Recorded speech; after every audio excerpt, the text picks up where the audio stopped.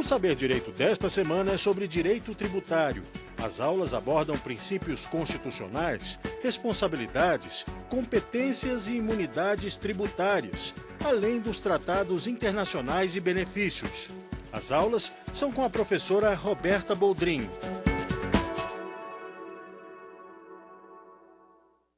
Olá, sejam muito bem-vindos ao programa Saber Direito. Eu sou a professora Roberta Boldrin e hoje nós vamos falar a respeito das imunidades genéricas.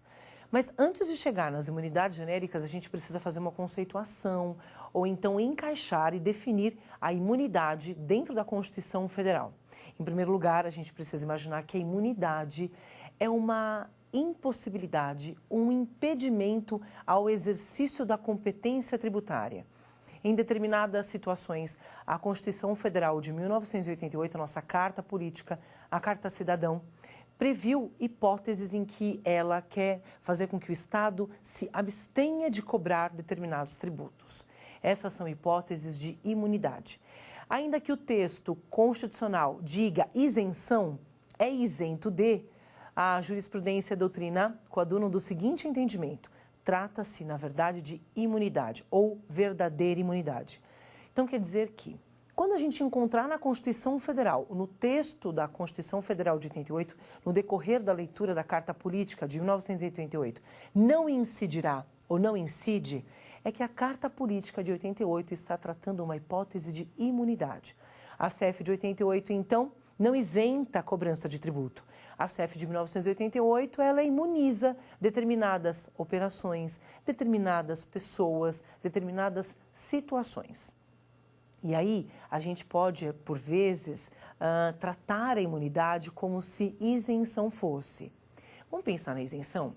A isenção é uma dispensa legal ao recolhimento do tributo.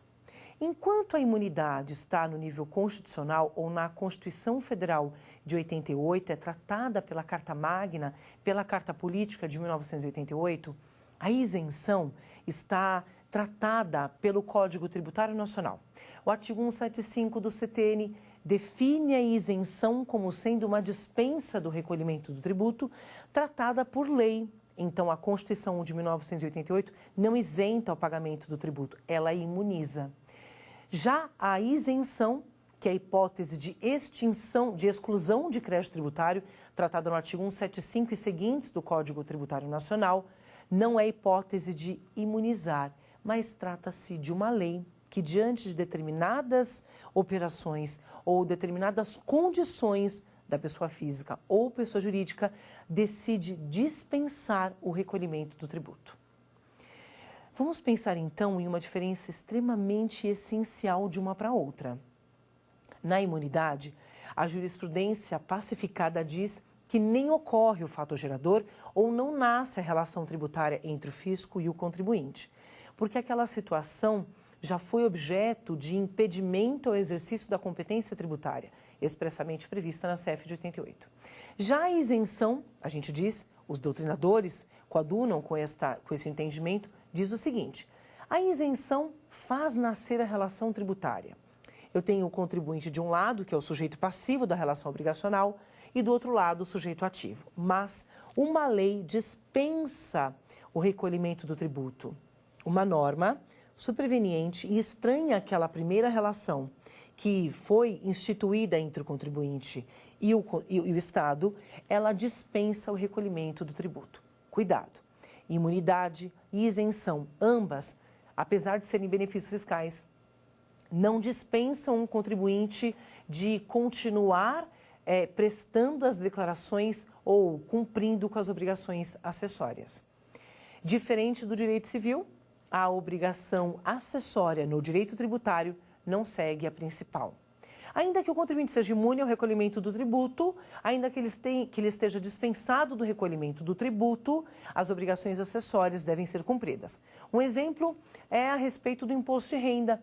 A lei do imposto de renda prevê algumas situações em que o contribuinte não precisa, não deve ou está dispensado de pagar o tributo. Nós sabemos que a neoplasia maligna ou câncer, o STJ entende que até o período da remissão da doença, não faz com que o contribuinte recolha o tributo. Porém, as obrigações acessórias, deveres instrumentais regulados pela legislação tributária são observados pelo contribuinte isento do recolhimento do imposto de renda de pessoa física. Quer dizer que ele está dispensado de cumprir com a obrigação principal, porque uma lei isentou e retirou e fez com que não houvesse a relação obrigacional, o dever de pagar o tributo, mas ele tem a obrigação de continuar prestando as declarações no sítio eletrônico da Receita Federal, já que nós sabemos que até dia 30 ou 31 de abril a gente precisa prestar ao fisco as declarações a respeito de tudo aquilo que no ano anterior nós tivemos como rendimentos, né? Então, o ano base, o ano anterior, a gente declara no ano subsequente. Pensamos, então, que a imunidade deriva da Constituição Federal de 1988 e a isenção sempre prevista por meio de lei, seja ela ordinária, seja ela complementar, mas sempre por meio de lei específica, que vai prever de forma geral ou de forma personalíssima as hipóteses que ela quer tratar da dispensa. Como, por exemplo, hipótese que ela vai pensar que depende de despacho da autoridade administrativa para conceder o benefício fiscal. Então, eu tenho de fazer prova de que sou ex-combatente de guerra e só assim terei a possibilidade de usufruir do benefício fiscal da isenção do IPTU. É muito comum que os municípios prevejam a isenção de IPTU para os aposentados, pessoas que têm apenas uma propriedade e esta propriedade tem um limite de até 50 metros quadrados. Então, atendidos esses requisitos expressos em uma lei específica, eu tenho contemplado a mim uma isenção. Despacho de autoridade administrativa que vai ratificar, conceder e homologar a isenção ou a dispensa do benefício, a dispensa do recolhimento do tributo através deste benefício fiscal. Pois é, mas nós vamos falar agora a respeito das imunidades genéricas. Deixemos a isenção de lado, porque o objetivo era falar sobre a diferença entre as duas, para a gente não realizar mais nenhuma confusão entre a isenção e a imunidade. Feito isso, nós vamos passar a falar das imunidades genéricas. As imunidades genéricas são cláusula pétrea, são previstas no inciso 6 do artigo 150 da Constituição Federal. E o inciso 6 traz um rol de imunidade genérica. As imunidades genéricas, nós vamos ver, tratadas nas alíneas A, B, C, D e E, ora serão subjetivas e ora serão objetivas. Ponto inicial. As imunidades genéricas, elas alcançam apenas os impostos. Ou seja, na escola pentapartida, definida aí, dividida pelo STF, impostos, empréstimos compulsórios, contribuições de melhoria, contribuições especiais e taxas, dessas espécies tributárias, apenas os impostos estão alcançados por este rol que nós passamos a falar agora. O inciso 6 do artigo 150 da Constituição Federal imuniza os impostos sobre renda, patrimônio, serviços e quaisquer outros impostos que possam ser cobrados em determinadas situações. Então, em algumas situações a gente vai dizer que a imunidade é objetiva, porque ela alcança as coisas. Em outras situações, a gente vai dizer que a imunidade é subjetiva, porque ela alcançará pessoas, seja pessoa física ou pessoa jurídica. A primeira imunidade que nós vamos falar agora é a imunidade recíproca. Imunidade recíproca está no artigo 150, inciso 6, a linha A da Constituição Federal. Foi denominada assim, é um apelido que foi atribuído à linha A do artigo 150, inciso 6 da Constituição Federal. Esta imunidade prevê a impossibilidade da cobrança de impostos sobre o patrimônio, renda e serviços dos entes políticos, entre os entes federativos. A União não pode cobrar imposto do município, assim como o município não cobra imposto dos estados, os estados não cobram impostos do Distrito Federal, ou o Distrito Federal não cobra impostos da União. Quer dizer que eu tenho uma imunidade, um impedimento ao exercício de competência entre os entes federados, entre essas pessoas. Vamos pensar num exemplo, para ficar prático? A União não paga IPTU. Lembra que IPTU é imposto de competência dos municípios, mas os imóveis da União estão imunes à cobrança de IPTU. O mesmo vai acontecer nos imóveis localizados na zona rural Então, lembra que o ITR é de competência da União? A União não pode cobrar ITR dos municípios. E a gente vai ter todos os impostos com uma vedação constitucional, ou uma garantia, ou uma proteção constitucional de cobrança. O artigo 150, inciso 6, alineado da Constituição Federal, veda a possibilidade dos entes políticos, por isso imunidade recíproca, um não cobra imposto do outro. A gente prevê esta garantia constitucional, cláusula pétrea, com uma vedação expressa contida aí na linha A. Mas a gente tem um detalhe. O parágrafo 2º do artigo 150 da Constituição Federal previu a possibilidade de estender a imunidade.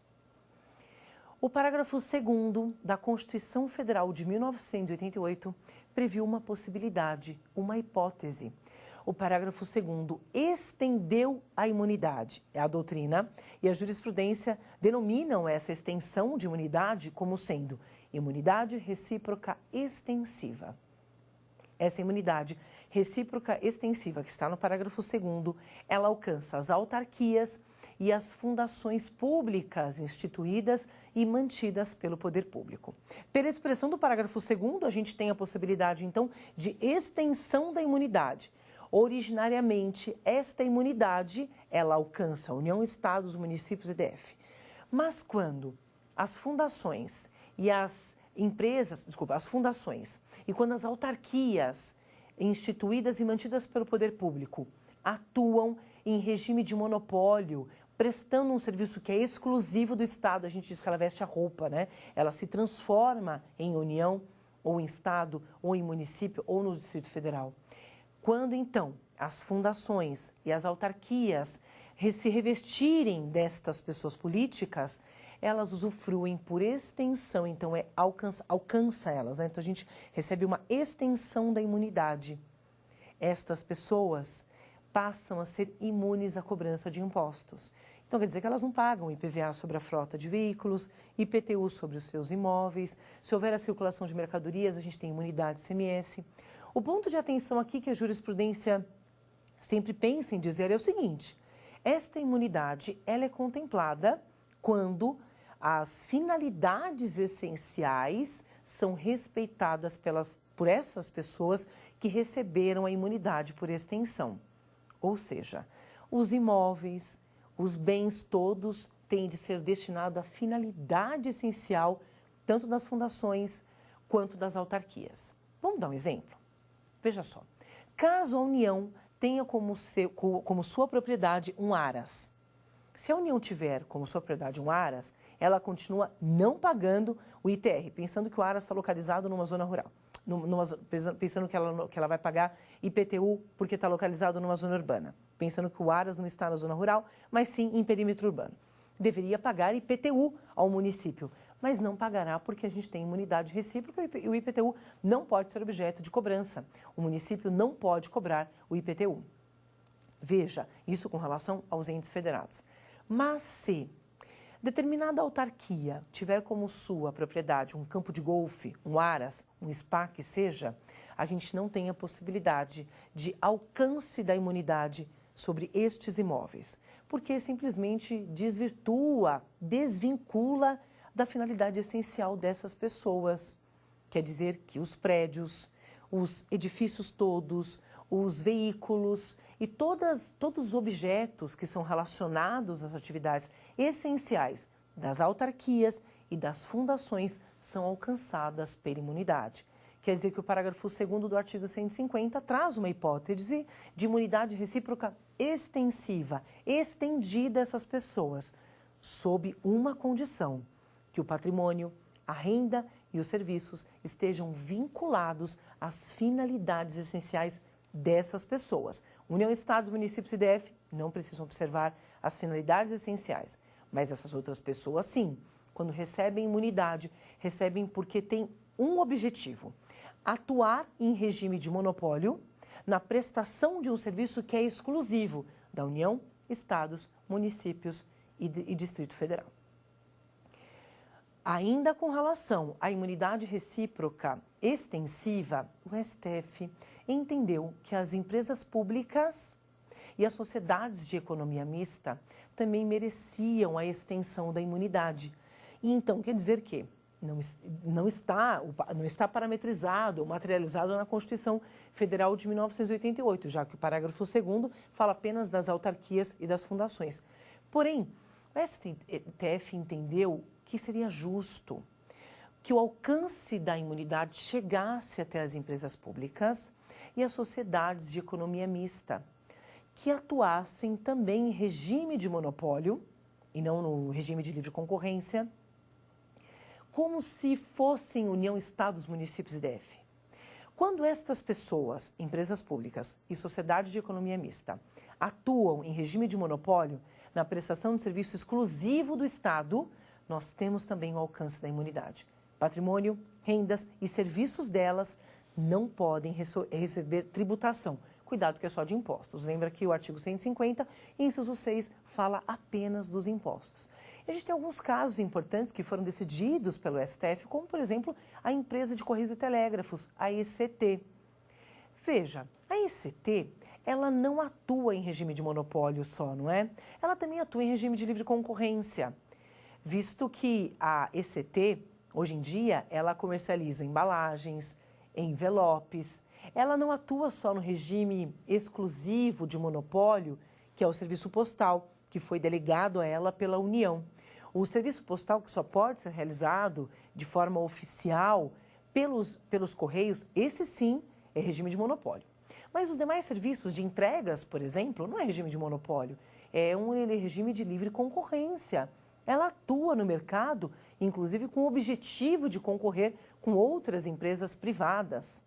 Mas o STF entendeu que, mesmo assim, a atividade principal é o serviço postal, então foi contemplada aí a imunidade para todos os serviços da ECT.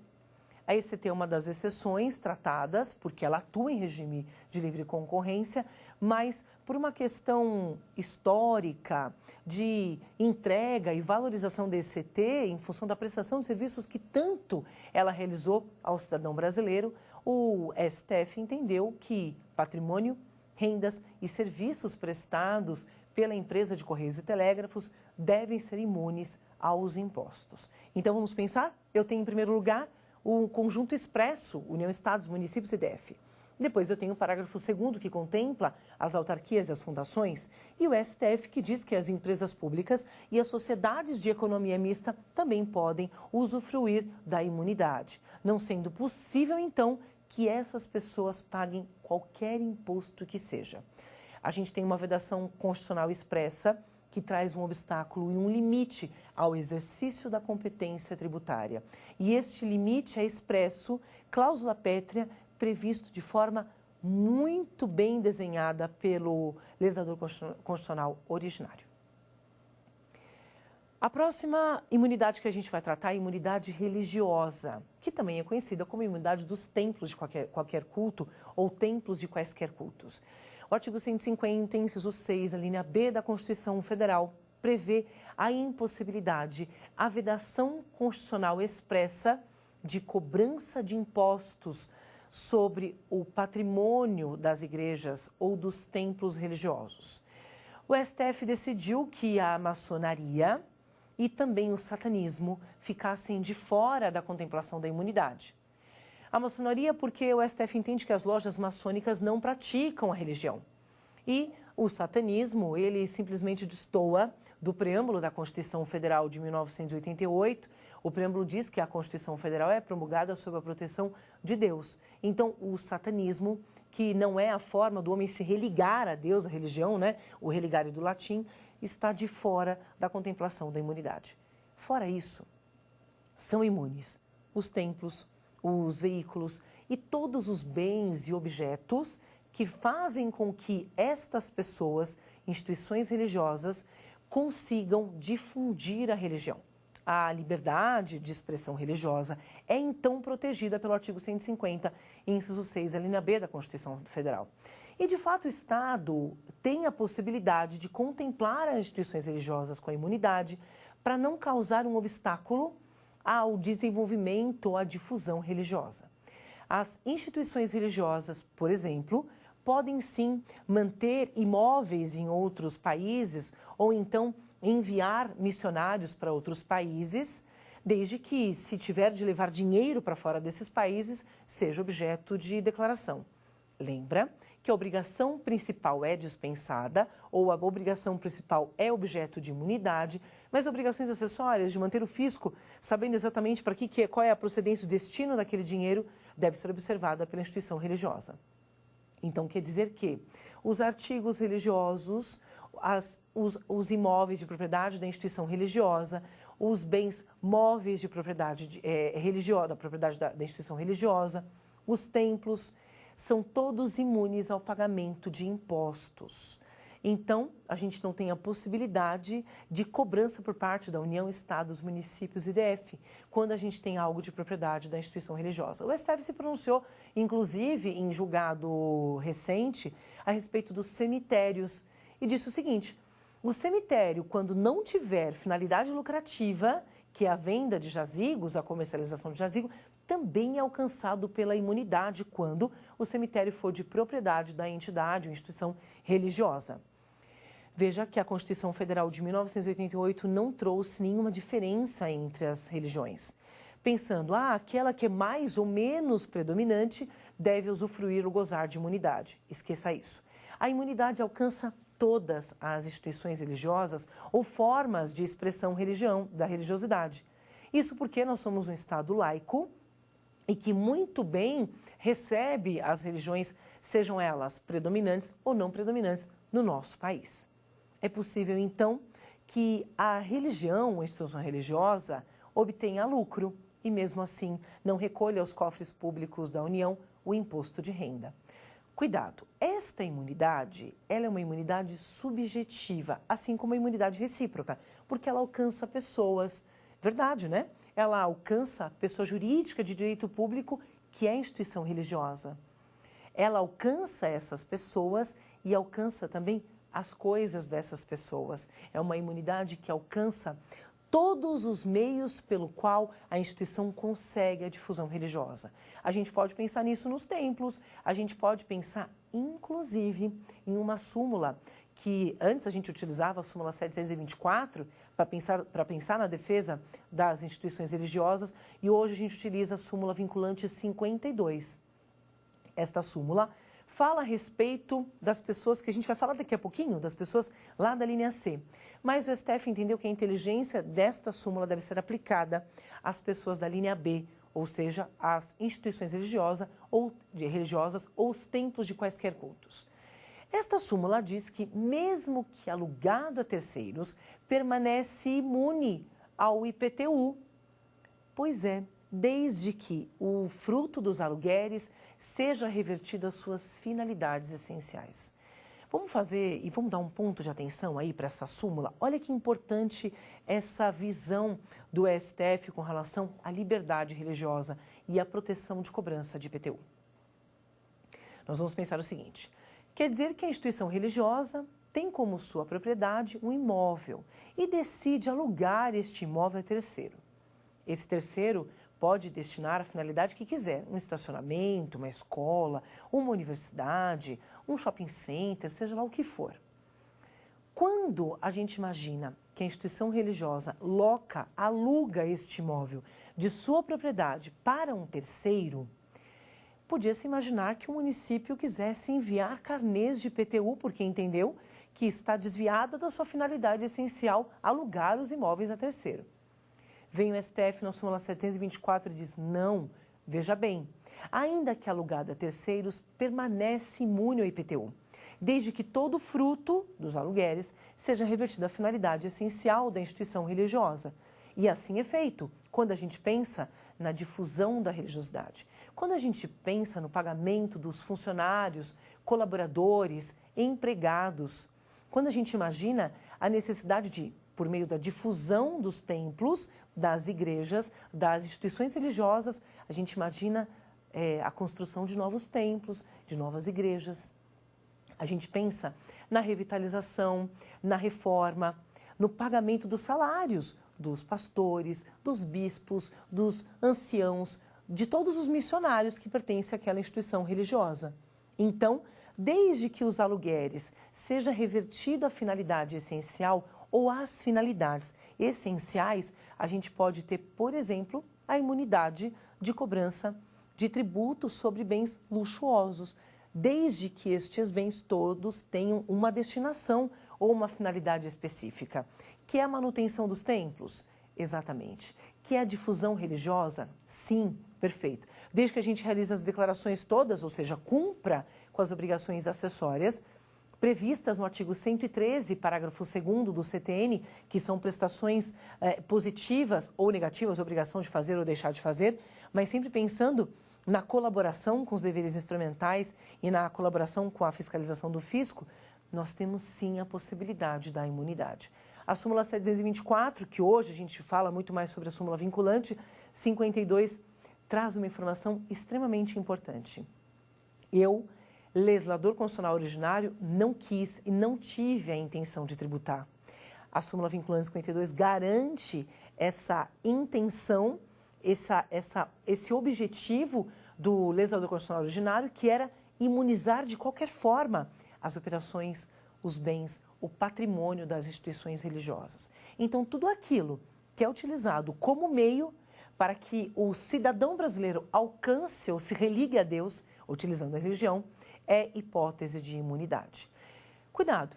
O STF há pouco tempo fala a respeito dos terreiros de Umbanda e Candomblé, que são a extensão e que são ali utilizadas as práticas religiosas para que haja difusão da religiosidade.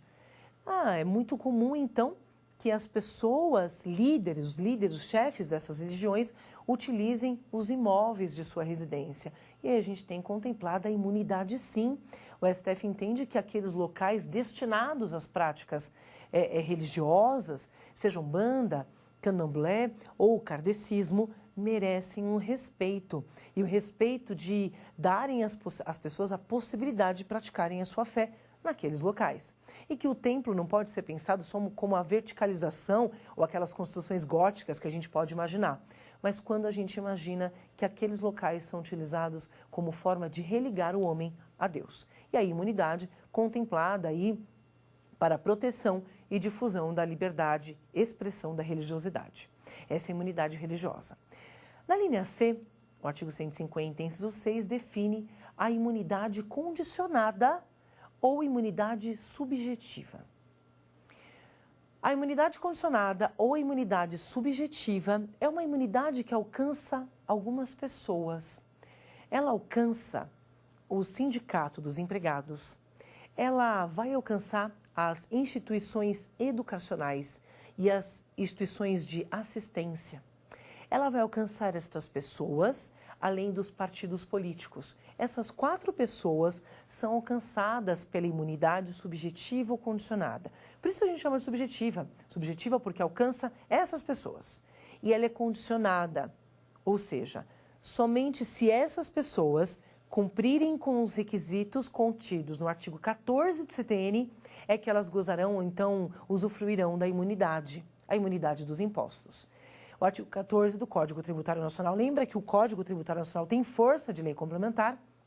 Foi assim recepcionado pela Constituição Federal de 1988 com força de lei complementar. Prevê algumas hipóteses em que, descumprida qualquer uma delas, perde-se a imunidade até que haja o restabelecimento às exigências que estão contidas ali. O artigo 14 do Código Tributário Nacional exige o seguinte: escrituração fiscal e contábil lícitas, tem de estar lícita. Então, escrituração fiscal e contábil, que é uma obrigação acessória, lícitas, para que estas pessoas usufruam da imunidade. Outra coisa, não pode haver distribuição de lucros. Não é que é vedado o superávit pode acontecer, esse é o objetivo, que haja superávit, que a instituição seja superavitária, mas ela não pode dividir o seu superávit. Ela não pode partilhar o superávit. As pessoas, ou diretoras, têm de receber seu salário ou prolabore, mas nunca a gente pode imaginar uma divisão, uma ostentação de divisão de lucros. Além do superávit, além da impossibilidade de divisão de lucros, nós temos uma terceira hipótese. Essa terceira hipótese, ela impede expressamente que estas pessoas enviem para fora do país, para fora do Brasil, investimentos. Ou seja, os investimentos têm de estar mantidos todos em território nacional. Quer dizer que a imunidade subjetiva contempla o Sindicato dos Empregados, as instituições de educação e assistência, os partidos políticos. Pois é, somente se estas pessoas, de fato, cumprirem com os requisitos contidos no artigo 14 do CTN. Por isso o nome de condicionada. Lembra que quando a gente estava falando da súmula 724, hoje súmula vinculante 52, nós falávamos que, ainda que alugada a terceiros, permanece imune ao IPTU. Esta súmula, ela foi criada e ela foi direcionada às pessoas contidas no artigo, na linha C do artigo 150, inciso 6. Ocorre que nós temos o seguinte detalhe, ó, pense comigo. Estas pessoas nem sempre utilizam os seus imóveis com finalidade específica. Estas pessoas, quando alugavam imóveis a terceiro, recebiam uma cobrança do município. O município não pensou duas vezes em enviar um lançamento, o lançamento fiscal via carnê de IPTU para os partidos políticos que, fora do período eleitoral, sinalizavam a locação dos seus imóveis a terceiros. Vem a súmula vinculante 52 e diz o seguinte: não, ainda que alugado a terceiros, permanece imune ao IPTU. Não pode ter cobrança de IPTU, de jeito nenhum. Porque a imunidade não queria trazer qualquer hipótese de cobrança. Ela é grande, ela é superior, ela diz o seguinte: eu tenho uma barreira de cobrança. E essa barreira, inclusive, eu preciso garantir via súmula, para que o Estado, o município, abstenha-se de realizar qualquer cobrança que seja. E, naturalmente, a gente sabe que, apesar da súmula falar do IPTU, a gente tem a possibilidade de cobrança de outros impostos. A gente não pode ter a cobrança de outros impostos, não. Então, se a renda dos aluguéis é revertida à finalidade essencial, a gente pode imaginar a finalidade essencial como uma série de circunstâncias objetivas. Então, a possibilidade de divulgação, de propaganda dos partidos, tudo aquilo que o partido político tem de realizar para que ele consiga a sua difusão, para que ele consiga o maior número de eleitores. A gente tem que pensar nisso com relação às instituições de educação de ensino. E veja só, uma ressalva a respeito das instituições de educação. As instituições de educação sem fins lucrativos, alcançadas pela imunidade que eu estou falando, pela imunidade subjetiva ou condicionada, podem ser públicas ou privadas, reguladas ou não pelo Ministério da Educação. Não importa. Ainda que o ensino seja livre, ainda que seja uma escola de dança, uma escola de artes, uma escola de futebol, uma escola de natação, ainda que o ensino seja técnico ou tecnológico, ainda que o ensino seja regulado ou não, a gente tem imunidade alcançada. Já que o legislador constitucional originário não quis conter e pensar naquilo que pode ser utilizado como forma de enriquecer o indivíduo ou ajudar e colaborar na formação da intelectualidade e do intelecto humano.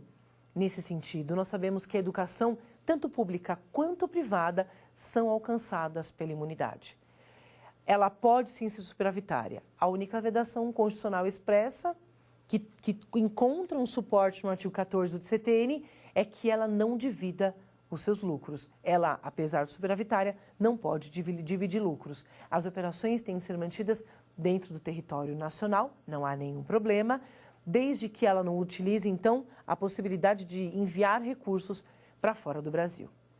Caso ela não atenda a qualquer um dos requisitos, então a gente pensa na perda da imunidade, exatamente, até que estas pessoas se restabeleçam e voltem a cumprir com as exigências do artigo 14 do Código Tributário Nacional, a gente tem a perda da imunidade.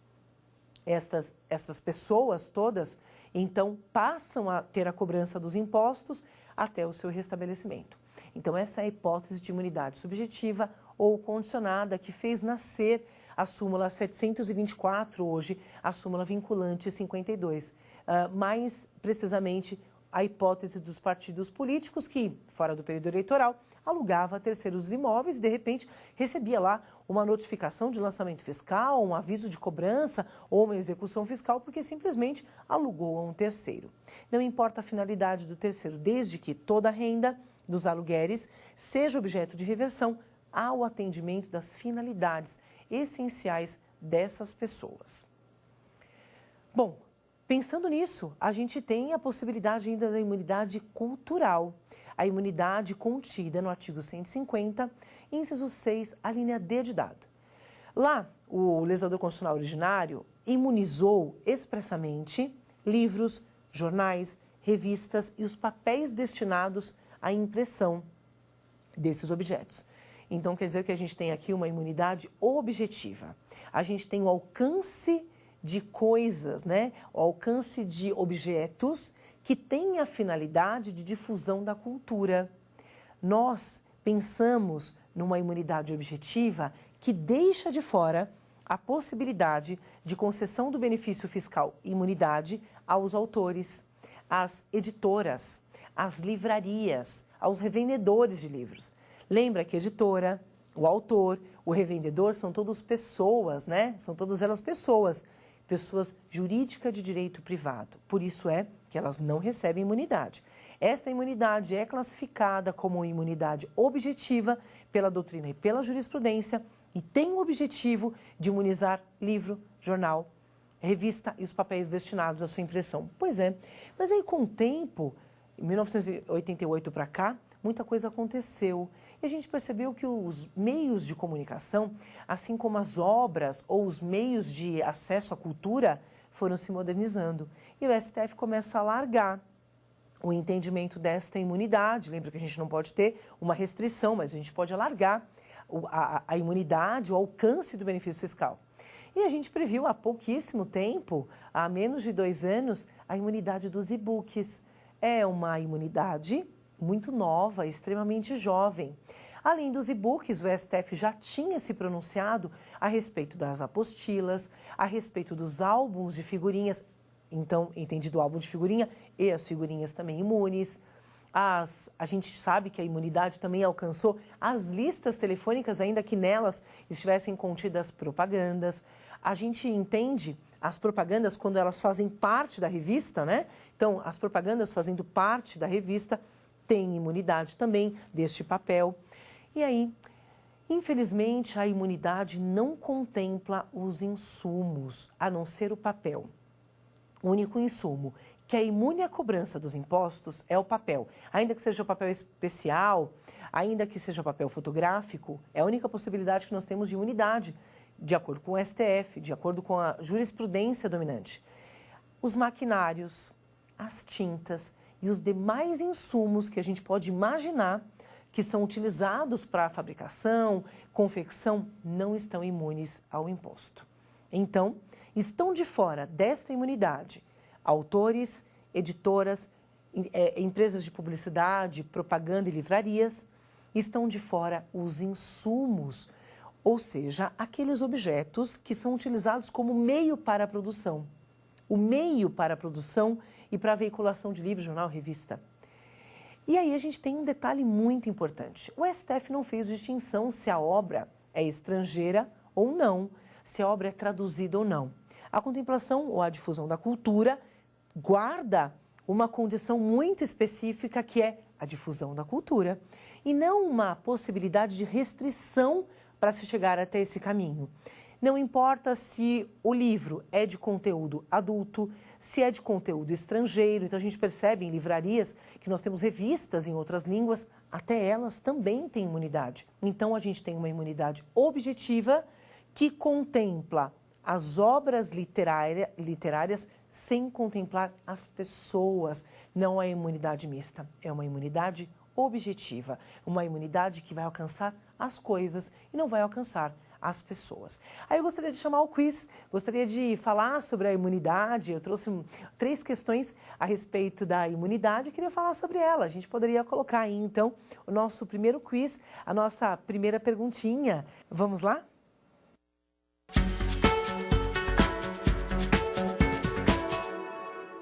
A respeito da imunidade, assinale a alternativa correta. Pode ser concedida e alterada mediante lei. Pode ser concedida apenas quando prevista pela Constituição de 1988. É uma faculdade do ente político e depende sempre de lei para a sua aplicação. Com relação à alternativa correta, né, uma questão que trata, inclusive, do veículo normativo, a gente tem uma hipótese que é a correta aí para nós, ela deve ser assinalada como alternativa correta. A letra B, ela só pode ser concedida quando prevista pela Constituição Federal. Ela não pode ser concedida e alterada mediante, lembra-se que a cláusula pétrea não é uma faculdade do ente político, ele vai, de fato, deixar de cobrar, ou seja, abster-se da cobrança. Não depende de lei para sua aplicação, ela é aplicada independentemente de previsão legal, já que pensar na imunidade é pensar em algo que a Constituição Federal deixou para que houvesse uma proteção da cobrança de tributo. Lembra que imposto, taxa, empréstimo compulsório, contribuições de melhoria e contribuições especiais são sempre formas de fazer com que o fisco tenha a possibilidade de cobrar. Se a imunidade traz consigo uma vedação ao exercício de competência tributária, a gente não tem uma dependência da lei para ser aplicada. A gente imagina que a facilitação do artigo 150, inciso 6, se materializa quando a gente percebe a imunidade recíproca veda completamente a possibilidade de cobrança de impostos entre os entes. A instituição religiosa, que assim se mantém como instituição religiosa por meio de registro, e aí sendo reconhecida a instituição religiosa, tem a contemplação do benefício fiscal. O mesmo acontece com os partidos políticos quando se registram no Tribunal Superior Eleitoral. As instituições de educação e assistência diante dos seus registros, né, a entidade assistencial, o SEBAS, por exemplo. Quando a gente sabe que estas pessoas todas se tornam sindicato, quando elas se registram como sindicato daquelas regiões ou da entidade federativa, contempla-se a elas a imunidade, sem que haja a hipótese restritiva do tipo, somente se aquela lei ordinária ou complementar tratar, é que nós temos uma hipótese de imunidade. Não é possível que essas hipóteses sejam trazidas como forma de obstáculo para a concessão da imunidade. A última imunidade que a gente vai tratar é uma imunidade extremamente curiosa. É uma imunidade que veio pela Emenda Constitucional 75 do ano de 2013. Essa imunidade é a imunidade, então, que vem por emenda constitucional. Originariamente, a gente parava na imunidade, a gente paralisava as imunidades ou benefício fiscal na linha D, mas nós tivemos uma inserção, ou seja, uma nova imunidade. A linha E prevê a imunidade musical. A verdade é que este apelido foi trazido pela jurisprudência e doutrina, mas ela é uma imunidade muito nova para nós, ela tem poucos anos, né? Se a gente for pensar no tempo das demais imunidades recíprocas, contidas no inciso 6 do artigo 150, a imunidade musical, a imunidade que alcança CDs e DVDs, é uma imunidade extremamente jovem. A gente ainda não tem muito suporte da jurisprudência, nós temos a doutrina escrevendo a respeito dela e tentando interpretar o que é que a emenda constitucional, o que é que o legislador queria falar a respeito dessa imunidade, quem que ele gostaria de alcançar. A gente tem uma divisão importante com relação a essa imunidade. Veja que para nós ficou muito claro que, por exemplo, a imunidade recíproca ela é subjetiva porque alcança pessoas. A imunidade religiosa alcança as pessoas também. E os meios para a difusão da religiosidade. A imunidade condicionada alcança pessoas, ela é subjetiva, inclusive esse é o apelido dela. A imunidade cultural alcança as coisas. E aí, a dúvida paira sobre a classificação da imunidade. Por quê? Uma série de autores fala sobre a imunidade de fonograma e videofonogramas musicais, tecnicamente assim chamado, ou seja, CDs e DVDs. Alguns autores dizem que essa imunidade é mista, que ela alcança tanto autores quanto as coisas produzidas. Outros autores dizem não, esta imunidade alcança apenas a produção musical. Então, uma parte da doutrina diz que esta imunidade é mista e ela alcançaria tanto as pessoas que produzem quanto as coisas produzidas. Entendemos que, na verdade, por hora, esta imunidade, ela alcança as coisas. Essa imunidade, então, ela é inserida lá pela linha E, a gente vai pensar nela sob uma ótica dividida. Vamos pensar em 2 pontos importantes dessa imunidade. Em primeiro lugar, qual era o objetivo dessa imunidade? Essa imunidade ela tinha um objetivo extremamente claro, que era intimidar a pirataria. Esse era o objetivo. Essa imunidade vem como forma de retirar a carga tributária da produção musical materializada pelos CDs e DVDs. Esse era o objetivo. O objetivo dela era fazer com que a produção musical não fosse atacada pela carga tributária. Que ela fizesse com que o consumidor final tivesse um estímulo para adquirir CDs e DVDs. Mas isso não aconteceu, porque a imunidade, de fato, traz alguns entraves na parte final da linha E do artigo 150, inciso 6 da Constituição Federal. Vamos ver que entraves são esses. Veja só, a imunidade de CDs e DVDs, que lá no artigo 150, inciso 6, na linha E, ele diz assim, olha, eu vou imunizar a produção de CDs e DVDs quando realizado por artistas brasileiros, desde que a produção ocorra em território nacional, desde que ocorra aqui no Brasil. O artista brasileiro, então, pode produzir obras suas ou interpretar obras de quem ele quiser. Então, tanto as obras que ele produz, quanto obras de outras pessoas, incluindo obras estrangeiras, podem ser objeto de imunidade e serão objeto da imunidade. A linha E alcançou a produção musical. E a gente tem que tomar um ponto de atenção aqui. Esta produção musical é tida como o que a gente vulgarmente chama de demo. É aquele processo de prensagem. É a matriz. Esta matriz tem imunidade. A produção de CDs e DVDs na matriz está imune à cobrança de impostos. Vamos pensar pela grande maioria da doutrina? Vamos pensar que esta imunidade alcança apenas a produção musical, os CDs e DVDs. Não vamos pensar na imunidade alcançando os artistas, mas a produção realizada pelo artista brasileiro em território nacional, a gente está pensando no processo de prensagem, a mídia, esta produção musical está contemplada pela imunidade. Vamos dar um exemplo prático a respeito disso? Vamos pensar o seguinte. Imaginando que aqui no Brasil, Marisa Monte resolve fazer uma parceria com Ben Harper. O artista mora em Nova York e ela faz uma parceria musical. Vamos pensar que ela grava aqui no Brasil, realiza a produção musical artística aqui no Brasil, e os instrumentos de corda, de sopro, assim como a sua voz, são unidas à voz de Ben Harper, que também utiliza alguns dos seus músicos, o baixista, o guitarrista. Esse processo de prensagem, que é a construção da matriz, tem imunidade, porque a produção aconteceu em território nacional. A produção artística é diferente da produção quando a gente pensa no processo de prensagem, ou então na produção da matriz.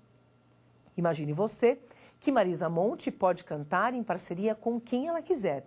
A produção ocorrendo em território nacional, que é esse processo de prensagem, nós temos a aplicação da imunidade no CD e no DVD.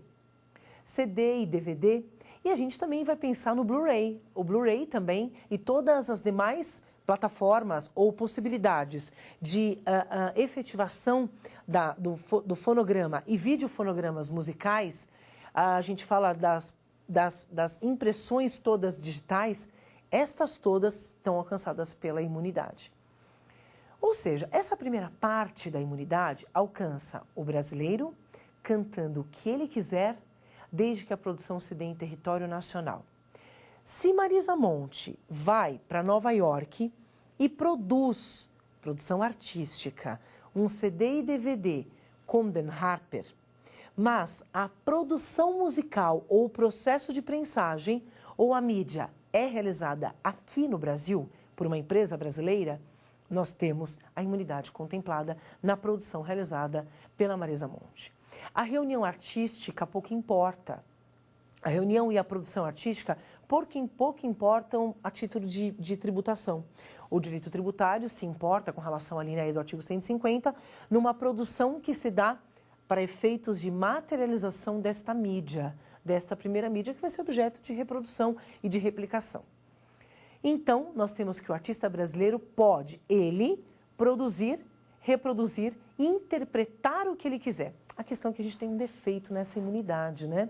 Por que a imunidade não alcançou os artistas internacionais? Se a gente está pensando numa contemplação da obra musical, da obra litero-musical, por que os estrangeiros não receberam a possibilidade de terem imunidade?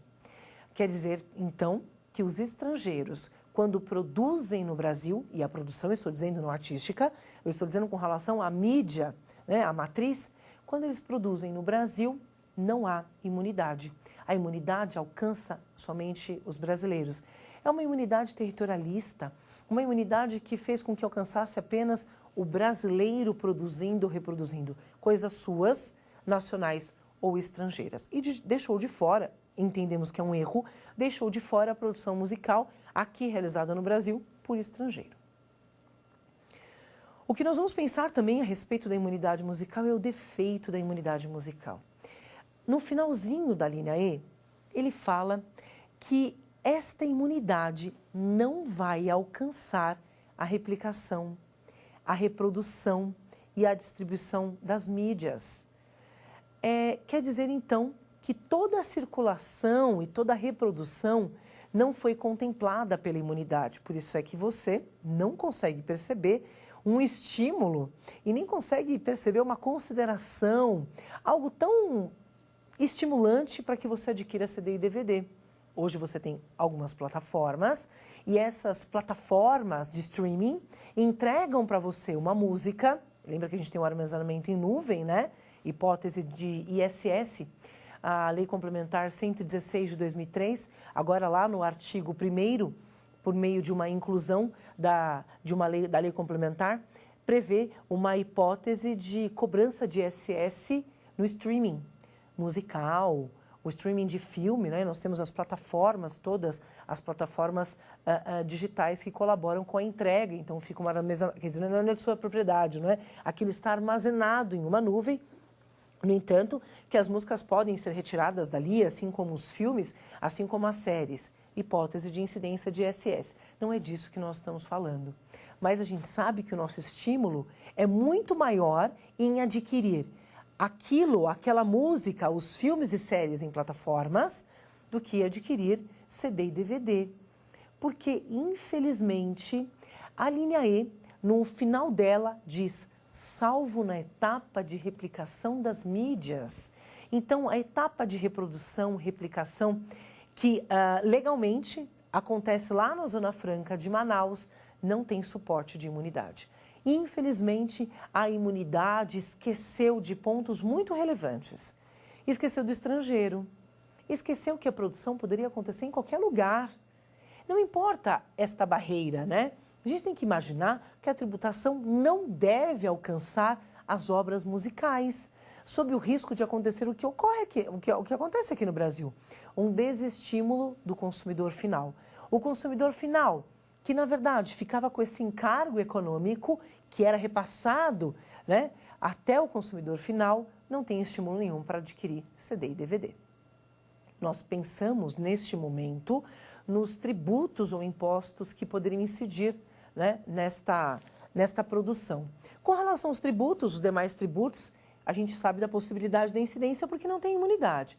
Mas com relação aos impostos, a gente pensa no ISS imune, em função do serviço de produção musical. Nós temos de pensar também no ICMS, que se dá à circulação de mercadorias, e no IPI. Pois é, mas não está claro se definitivamente esses impostos incidem ou não. Vamos pensar no IPI?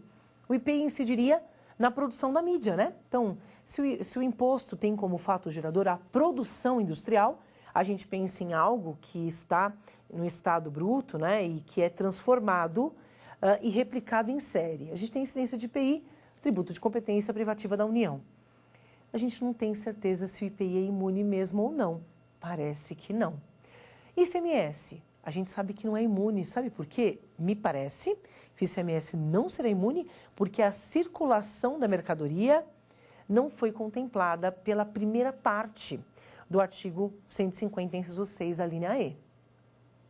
E aí a gente teria a cobrança do IPI, do ISS, porque a lista anexa prevê a produção musical, né? A produção artística e a produção musical.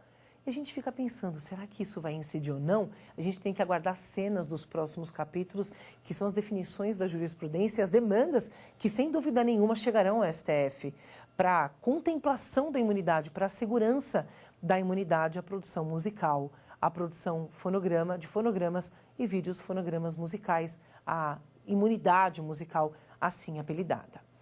Pensemos o seguinte, olha, o Brasil tem muito que avançar com relação à imunidade. O Brasil precisa avançar para contemplar outras hipóteses e outras possibilidades. O Blu-ray demorou, né? Demorou também a possibilidade de pensar no streaming. Nenhuma dessas plataformas, né? Todas elas deveriam ser imunes como forma de estimulação. Mas o município deu logo um jeito e disse, não, streaming, esse serviço de armazenamento de dados em nuvem, ele será objeto de ISS.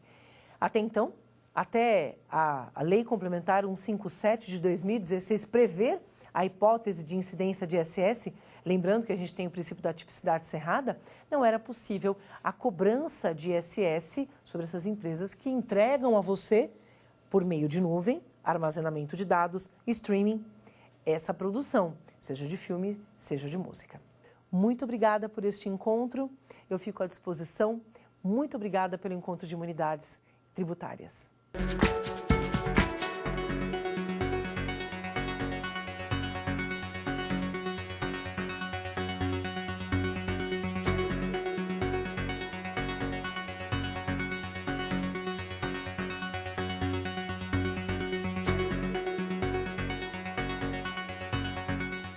Quer dar uma sugestão de tema para os cursos do Saber Direito? É só mandar um e-mail para a gente, saberdireito@stf.jus.br. Ou então entre em contato pelo nosso WhatsApp. O número é esse que aparece na sua tela. Você também pode estudar pela internet. Acesse tvjustiça.jus.br. E veja ainda as aulas no nosso canal do YouTube, TV Justiça Oficial.